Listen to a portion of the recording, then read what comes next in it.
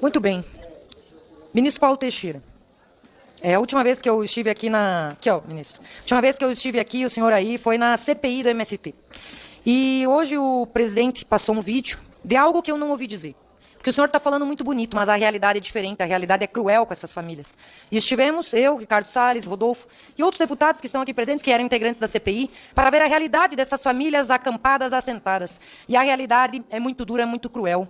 Famílias em barracos, chão batido, sem acesso à água, sem acesso a trabalho, sem acesso à dignidade, sofrendo, na expectativa de uma vida inteira de ter um título definitivo, provisório definitivo, para ter uma autonomia, para ter o que legar à sua família. E anos se passando e nada é feito.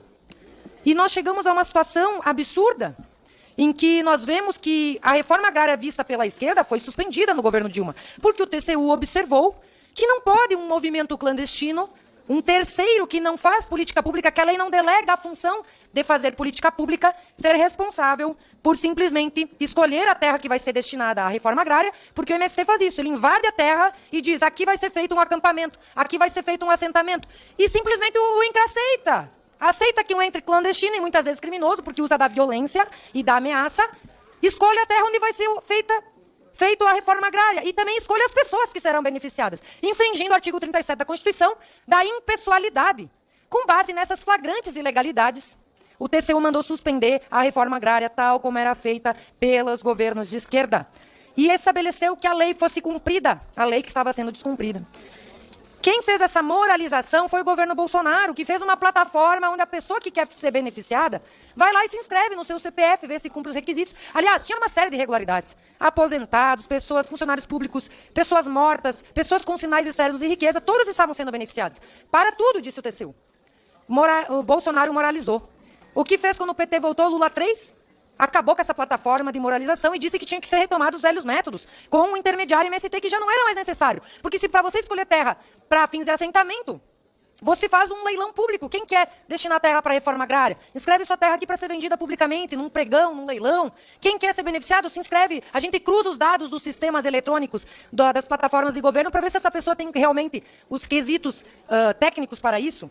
E aí nós vemos, inclusive, essas pessoas em situação análoga à escravidão, com esse sonho da propriedade. E vou dizer, ministro, não foi só a renovação de CCU que o Bolsonaro fez. O senhor falou aqui, Bolsonaro só fez apenas renovação de CCU. Não, Bolsonaro não fez apenas renovação de CCU. Bolsonaro foi o presidente que mais concedeu títulos provisórios e definitivos para fins de reforma agrária. E fala aqui os dados oficiais. De 2019 a 2021 foram 84 mil titulações definitivas. E entre provisórios e definitivos, que tem várias aí nomeações dos provisórios, são 452 mil titulações dadas às pessoas que estão nessa situação. E os dados são alarmantes, porque nós temos 87,9 milhões de hectares de áreas de assentamentos para as famílias destinatárias de reforma agrária. 87 milhões de hectares, enquanto que para cultivo de grãos no Brasil inteiro, nós só temos 61 milhões de hectares. E aí vem o dado, a comparação. Pô, toda a nossa agricultura pujante que sustenta a balança comercial tem 61 milhões de hectares e é uma avalanche de exportação, de orgulho nacional. Enquanto que os 87 milhões, que é maior do que a área agricultável, estão famílias, centenas de famílias, que infelizmente, segundo o dado do Censo Agropecuário, do IBGE, a produção agrícola dessas famílias não chega a um salário mínimo por mês em média. Ou seja, pessoas estão, sim, em situação de miséria, em situação de pobreza, em situação de indignidade. Ou seja, nós queremos uma reforma agrária feita dentro dos parâmetros legais, feita dentro da dignidade. E como é que se faz dignidade?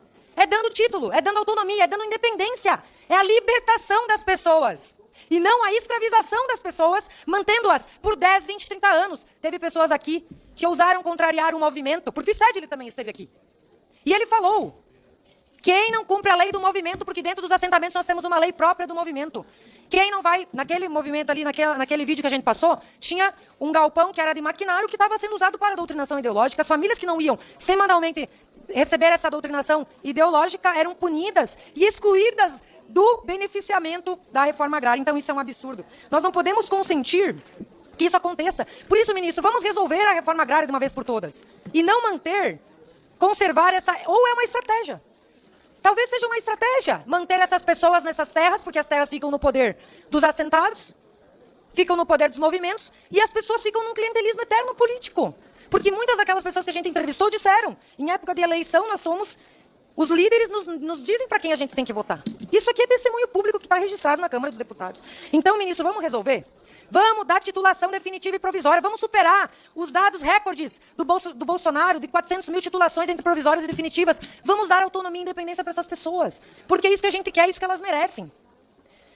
Então, sobre reforma agrária, ministro, é esse desabafo que eu tenho que fazer, porque eu, poxa, acompanhei o drama dessas pessoas. A gente não pode mais permitir que isso aconteça, porque nós somos a favor da liberdade individual, da dignidade das pessoas, da autonomia, para deixar elas fazendo o que quiser das suas vidas, do seu pedaço de terra, porque elas merecem ter essa autonomia e não ficar tendo esse sonho que nunca é realizado.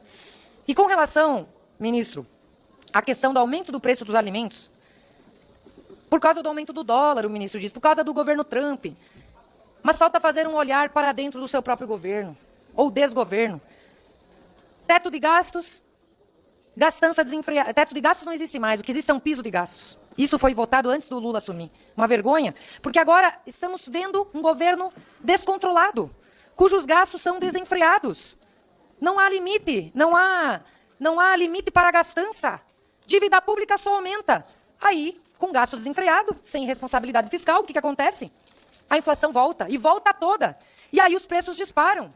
E a gente pega, por exemplo, o preço do café em 2019. Estava R$19 o quilo.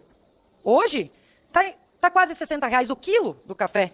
E aí só culpar o Trump e o dólar? Não, nós temos que culpar o verdadeiro culpado, que é a gastança desenfreada do governo, que faz os juros estourarem, dispararem, e a inflação também disparar.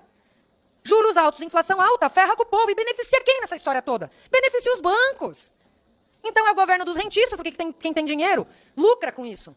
Quem tem dinheiro no banco lucra, os bancos lucram.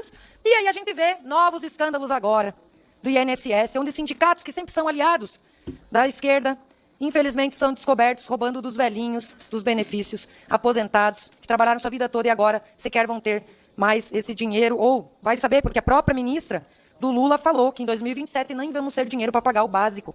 Então essa é a dura realidade. Então não adianta, ministro, culpar Trump e culpar o aumento do dólar, porque tem que fazer a conta dentro de casa. Dizer para o Lula e para a Janja parar de gastar um pouco também em viagens internacionais. 1 bilhão gastos em viagens internacionais. Que vergonha! Aonde vamos parar? Que país é esse, meu Deus do céu? Acabou o Brasil. Vai pro fundo do poço desse jeito. Nós precisamos fazer, sim, uma reflexão, ministro, e voltar para os trilhos e voltar a fazer o que é certo. Parar de gastar e ter responsabilidade. O povo não aguenta mais isso. Outra coisa que o ministro falou, que diminuiu os conflitos no campo.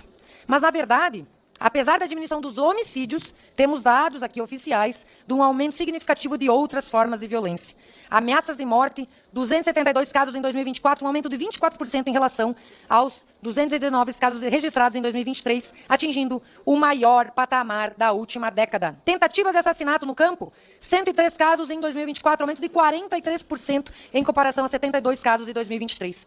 Número total de conflitos no campo em 2024 foi de 2.185, segundo maior desde o início da série histórica da CPT em 85. Ou seja, falta regularização fundiária. O povo que está lá não aguenta mais, e aí que começa um contra o outro. Por quê? Porque o seu sonho não tem uma delimitação do que é cada um, é tudo ali, daí, não é tudo de todos e não é nada de ninguém, porque o governo não resolve. Então, nós temos que dar dignidade a essas pessoas, ministro. Ministro, é essa reflexão que eu quero fazer, e os questionamentos eu fui fazendo ao longo da minha explanação. O Brasil aguarda respostas. Muito obrigado, presidente.